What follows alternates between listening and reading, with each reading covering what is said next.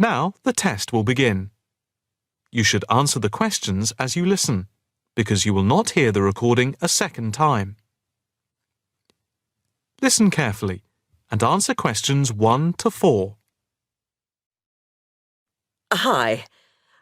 I'd like some information about joining the International Arts Society. That's no problem. What exactly can I help you with? First of all, I'd like to know about the membership fee. Well, there are 2 types of membership. Can you tell me what they are? First, there is lifetime membership, which means that you can have access to all the facilities at the Society itself and all exhibitions. Plus, you can have discounts to various events at affiliated arts organisations here and abroad. And on top of that, you can use the lifetime members' room. How much is that type of membership? Well, the lifetime membership fee is £1,537. OK. It's rather a lot to pay in one go. What about the other membership? The ordinary membership, that's £193 per year. That sounds a bit more reasonable. What does that entitle you to? You can visit the Society, including the exhibitions, the library, and follow the arts programmes on weekdays during the opening times from 10 a.m. to 9 p.m. and at the weekend between 10 a.m. and 5 p.m. On Saturday, if there's a special event like a lecture or restricted showing of an exhibition, then it opens until 9 p.m. So, what is the difference between this and the lifetime membership? In the long run, you save money as you're making a one-off payment, and you have exclusive use of the lifetime members' room. OK. What arts programmes do you run? Well, the Society has a very extensive programme to cater for all tastes. There's a series of exhibition rooms for the permanent collection of paintings, watercolours and sculpture. And then there's a new exhibition area which opened at the beginning of the year. And we run a series of courses and lectures to go with the exhibitions. Can I ask about the lectures? What is scheduled for this year? The latest list is in this leaflet. Oh, yes. That looks very good. Are all the exhibitions, etc., free if I join? Yes, everything is free. That's fair enough. I think in that case I'll join.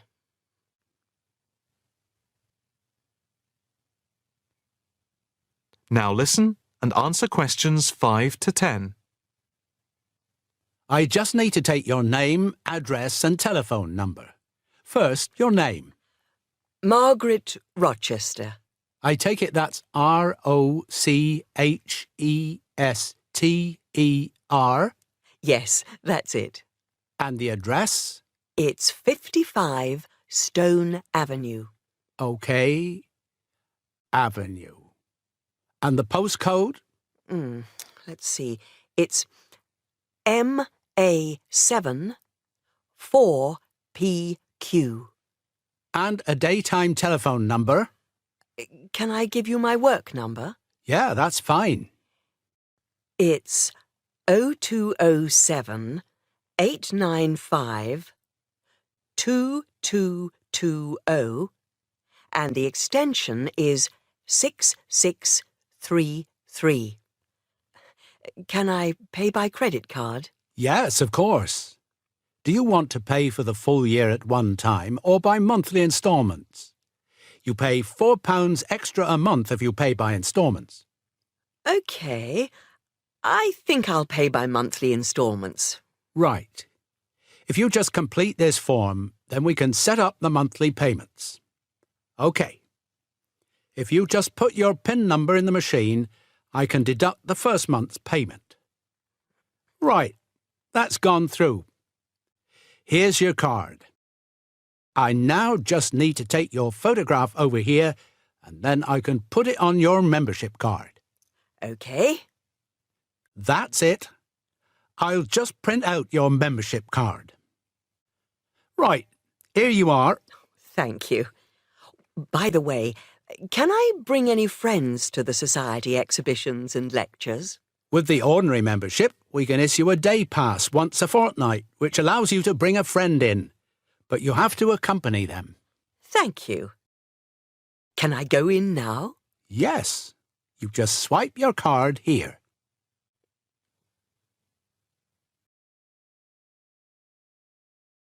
Now listen to the tape and answer questions 11 to 15. Welcome to Orientation Week. Today I am here with the captain of our school's women's gymnastics team. Her name is Elizabeth Rain, and she is a fourth-year student. I hope you can all see her as an example of a responsible student and athlete, a role model for everyone. Hi, Elizabeth. Thank you for stopping by our Orientation Week. Thank you for having me. Welcome to our university, everyone. If there are any of you thinking about joining our school's athletic program, I would strongly encourage you to do it. Being a part of the gymnastics team has been one of my best experiences during my time at this school. It has taught me so much about teamwork and friendship, and has even taught me how to improve my academics by prioritizing my time. I have some questions that I am sure the students will want to know the answers to as well. First of all, how did you find the time to do well in classes as well as train for gymnastics? Prioritizing is the key. You must be very organized. Every day I wake up and I know what I must do for the day. I plan things in order of importance. For example, if today I have a competition for gymnastics in the afternoon, then I know I have to finish my homework and studying in the morning. In other words, keeping an organized schedule of your priorities is very important. Can you explain to the students a little bit about your study habits? Well, I usually try to take classes that I'm interested in. This way, I have no excuse not to study because I chose the classes out of my own preference. I separate my study time by class. For example, if I have 5 classes for this semester, I will study for 1 class a day from Monday through Friday, and then review for all of them on the weekend. I won't try and study for all 5 of my classes at one time. It is too hard to do that, to remember everything and not feel like you are going crazy. It is very important to focus the time that you set aside for studying.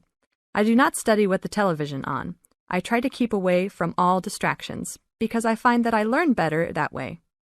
But of course, how each individual will study depends on each person.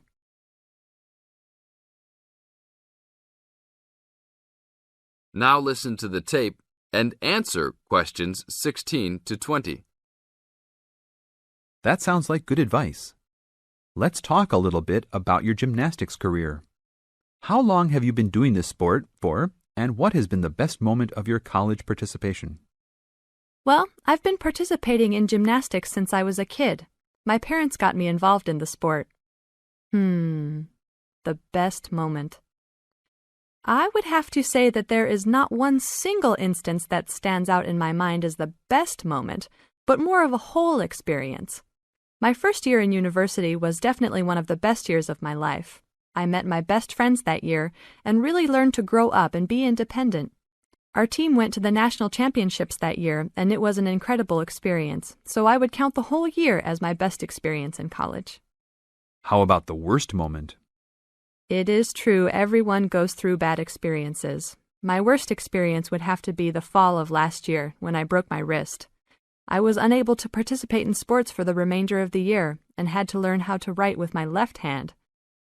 I guess when I look back at it, though, even though I wouldn't wish this to happen to anyone, this experience definitely made me stronger as a person. It taught me to look at life with a new perspective and to really value the friends and family that are important and close to me. Thanks for your time, Elizabeth. Do you have anything else you want to tell the new students? Just have a good time. Don't stress out too much, but be responsible for your actions. Work hard and play hard. That's my motto for life. Now listen to the tape and answer questions 21 to 25. Hi, Brad. I was wondering if you have time to answer some of my questions about my upcoming test. Sure, no problem, Jeff. What is it that you're having problems on? Well, it's for my English final. We have to prepare a 5-minute speech to present in front of the whole class including the professor, so I'm a little bit worried. Is there any specific topic, or can you do it on whatever you want? It has to have something to do with the origins of English literature. I'm thinking of doing it on Shakespeare, but I bet many other students will have the same idea. That's fine. Don't worry if others are doing the same thing. As long as you do a good job, that's all that counts. A good professor will grade all students fairly. You really think so? I suppose Shakespeare is the most famous author, so it should be fine. Besides, Shakespeare has so many works. You only have to choose a couple of them and talk about those. I guess you're right. Do you have any advice about how to prepare a speech? First, you need to select your topic. Have you done this yet? Yes, I have lots of information on Shakespeare. Good. Next, you should do a research on a specific topic. Do you have a deadline for which to turn in your speech topic? The deadline is next Tuesday. So you should have a detailed outline of what you will say by then. Do not just turn in a piece of paper saying Shakespeare on it. That will not give your professor any idea as to what you will be talking about. OK. So you think I should write out an outline of my speech? Of course! Writing your speech out in outline form is essential. No one could give a speech from scratch. Even the president must refer to his outline when giving a speech. An outline will give you a good structure to base your speech on.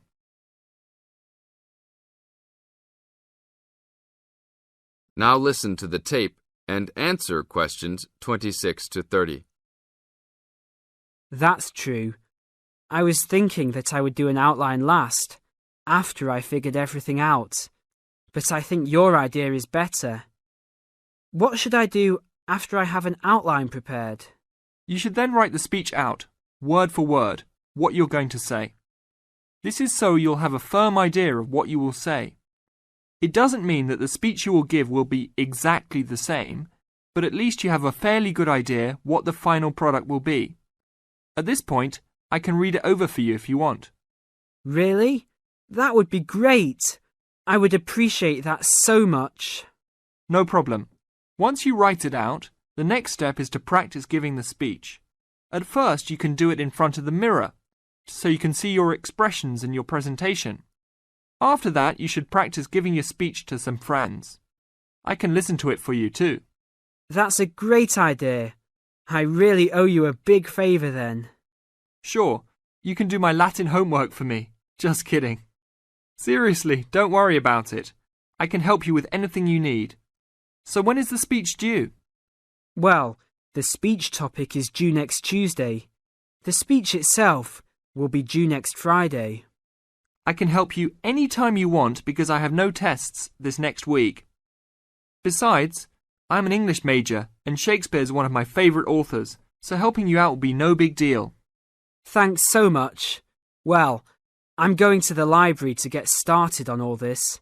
I'll call you tomorrow. See you tomorrow then.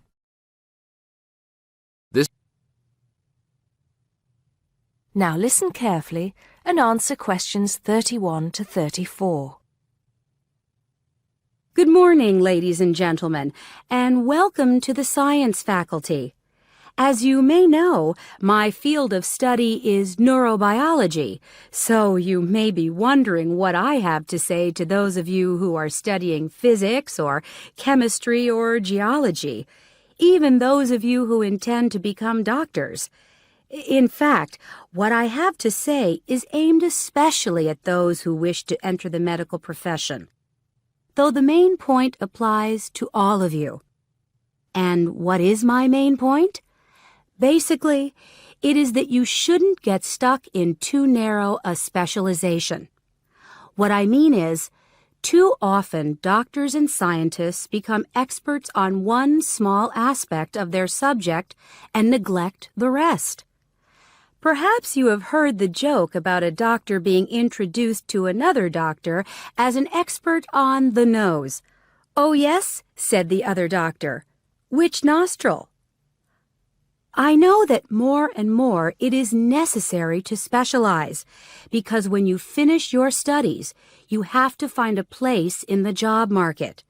but I do believe that it is damaging both to you personally and to the profession.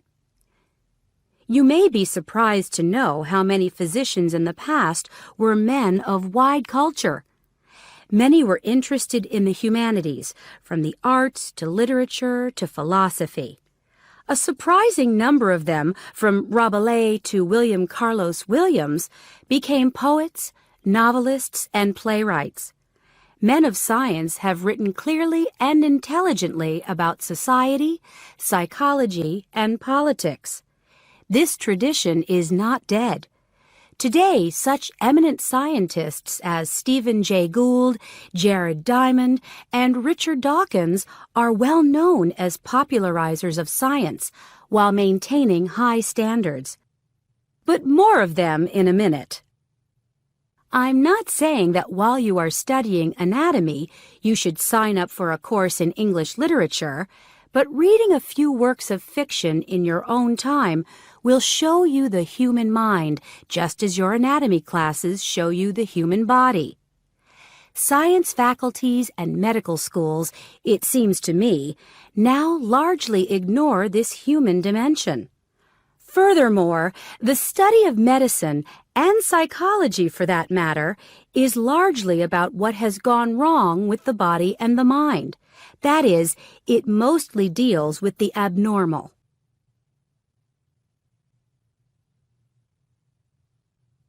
Now listen and answer questions 35 to 40. So, to try and correct this situation, if only in a small way, I have come up with some extra reading for you to do. Don't worry. I wouldn't have chosen them if I didn't think they were enjoyable as well as interesting. The first on my list I'm sure you've all heard of, even if you haven't read it. It's Bill Bryson's A Short History of Nearly Everything. Now, don't turn your noses up at it just because it's now officially a school book and is written to entertain as well as inform.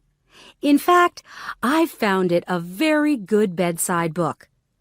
Next come a couple of the writers I mentioned earlier. Any collection of essays by Stephen Jay Gould is worth reading. He writes clearly in a language non-scientists can easily understand. In fact, a lot of his essays are responses to questions about science from the general public. He's also entertaining on the subject of baseball. Perhaps you should start with Gould's Wonderful Life. He writes brilliantly about natural history and shows how much imagination and excitement there is in scientific discovery. Then there's Jared Diamond's The Rise and Fall of the Third Chimpanzee, which shows us how close we are to the apes and forces us to look at some of the darker aspects of human nature. After reading it, you won't forget your animal ancestry. But don't let that put you off. It's very readable. You're probably saying to yourselves, just a minute, these are all science books. What about the fiction? I'll come to those in a later lecture. At the moment, I'm just trying to get you to read away from your chosen field of study. However, I will recommend one work of fiction now, though it might come as a bit of a surprise. If it does, it means you haven't read it. The book is The Water Babies by Charles Kingsley. I can see I have surprised you. Well, it is in fact the first fictional response to Charles Darwin's On the Origin of Species. Yes, it is a children's book, but full of surreal fantasy and wit. The fifth book on the list is a biography, The Emperor of Scent by Chandler Burr. To my mind, it's not particularly well written, but it is a fascinating story. It is about Luca Turin, a biophysicist who becomes an expert on perfume, and about how he missed getting the Nobel Prize. If any of you are thinking of a career in scientific research, this book might make you think again. It's a very tough dog-eat-dog business. which brings us to the book that inspired Kingsley's Water Babies, that classic of the genre, Charles Darwin's On the Origin of Species. If you haven't read it already, perhaps you shouldn't be here. If you have, it won't hurt to read it again. Or if you prefer, read his The Voyage of the Beagle, which, as well as being of interest to any natural historian or anyone interested in scientific method, also makes a great travel book. Well, I think that's enough to be going on with, and I can see that it's time to finish up. So please bear in mind, throughout whatever course you are studying, not to neglect other aspects of your wider, non-academic education. Thank you.